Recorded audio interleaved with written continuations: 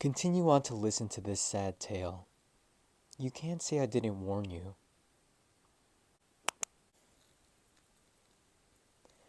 I bet you think circuses are all fun and games.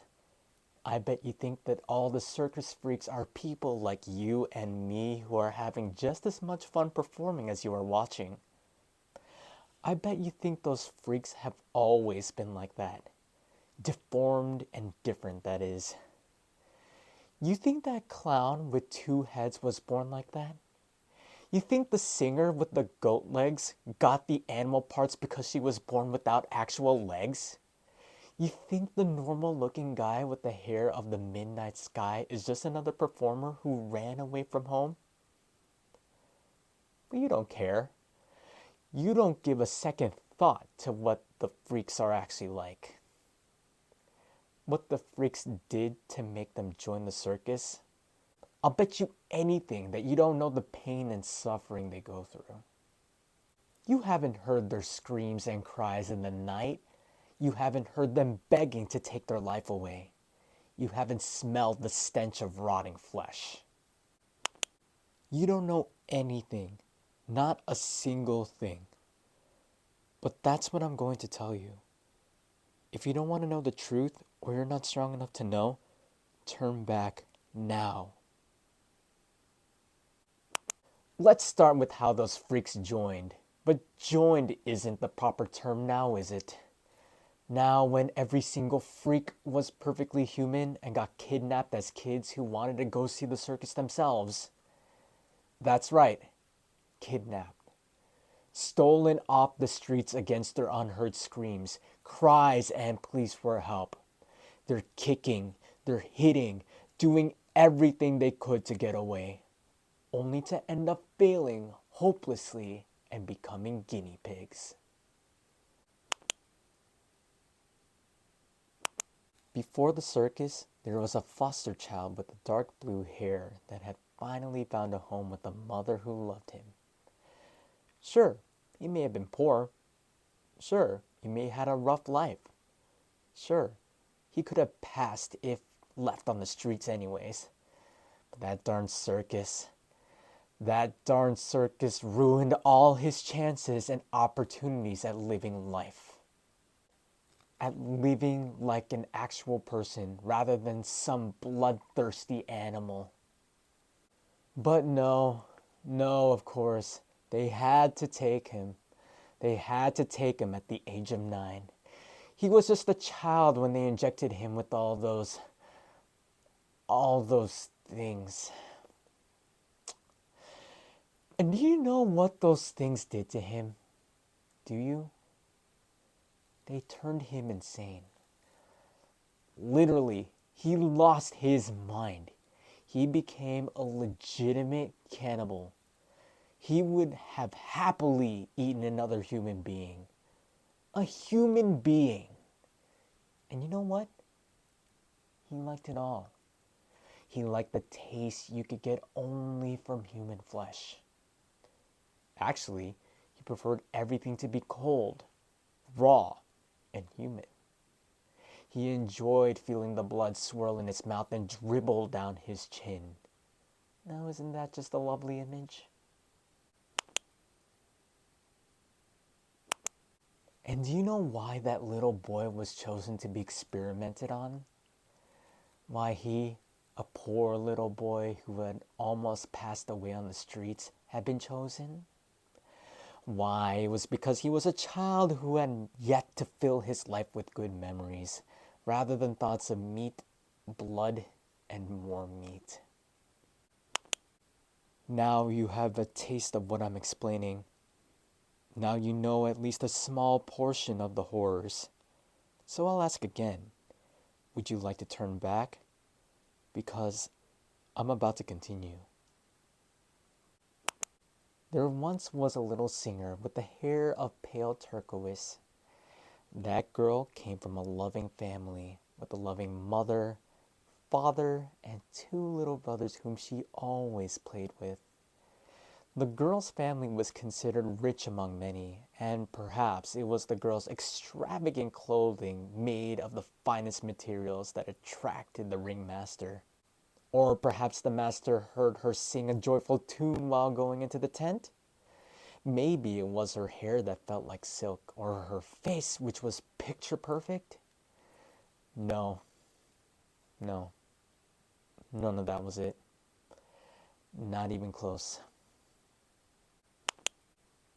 It's because she hadn't grown up. Do you know what they did to that girl? Do you have any idea? I'll tell you what. They detached her legs, and none too gently. Then the girl who was once known as the child with the gorgeous face with the voice to match became the girl with legs that belonged to a goat.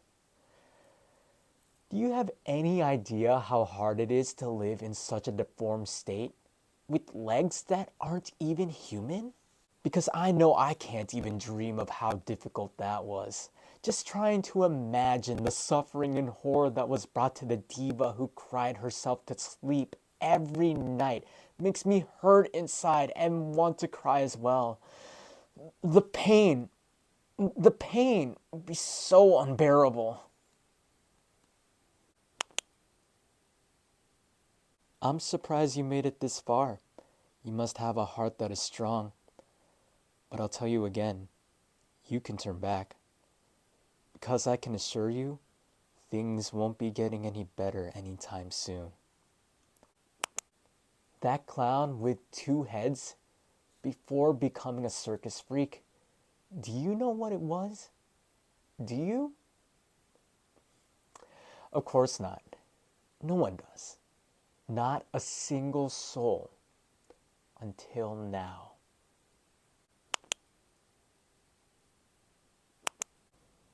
That freak was two little kids, a set of twins, a boy and a girl who were inseparable since birth. They were best friends and were always together. And did you know that they had a mom and dad? Those kids had family. They had friends. They had an amazing future ahead of them. But all that was ruined. All because they went to the circus. All because they didn't walk away fast enough. Because they were children. And do you know what happened after? After their screams were muffled and they were chained and strapped to a metal table, they got butchered alive. They got limbs chopped off while they were conscious. And then they truly became inseparable. They really would always be together until the moment they passed. Because the two children became one. They were sewn together. Lumps of flesh were strewn around them. The whole process and the stench of blood and the deceased lingered in their nostrils for so long after. So long after. Just because they were cheerful children. But that isn't all. That isn't even close to the end. There are so many more. So many more tortured souls. So many children who passed on during the disfigurements. So many other children who wish with all their hearts that they had passed on. So many unfortunate souls who have fallen into the grasp of the ringmaster. You know what else? The torture didn't end there. Being chopped up and turned into those things was probably the least painful in comparison to what they went through after. But considering you made it this far, I doubt you'll stop listening to this. So I won't bother warning you again. Do you know what happened if they made the smallest mistake? If they refused to do something for the show? Or even if they took a step with the wrong foot? Oh no, you haven't a clue. But see, that's because the ringmaster punished them away from straying eyes that may catch the sinful acts. What is that punishment, you may ask?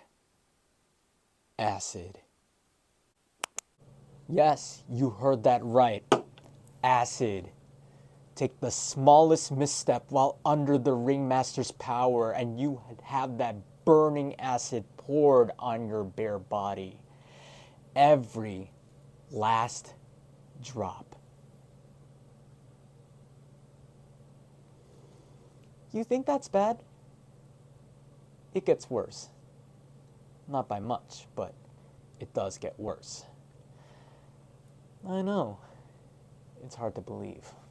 All the disfigurements wasn't bad enough, and the acid, that's more than anyone should have to deal with, human or otherwise. But mix the two, and you get the worst pain of all. You rot. Yes, that's right. Mix the disfigurements and acid, and voila, you're a living and breathing being. Yet, you're passing on, being eaten inside out. I can't even begin to explain the horror and agony of what it feels like to have your body decay and being conscious during every single second of it. And that's why all those freaks want to pass, even though they're passing on anyways. It's so slow and so painful that it's unbearable. They want to pass a fast demise. Even if it took a whole hour or 3, that pain would be so much easier to endure than the torment they went through.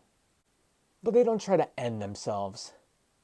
No, not ever. As much as they want their suffering to end, they keep going. Why? Because the circus is so much fun. That's why. So much fun indeed. And that's the truth. Every word, every single darned bloody word. How do I know this, you may ask?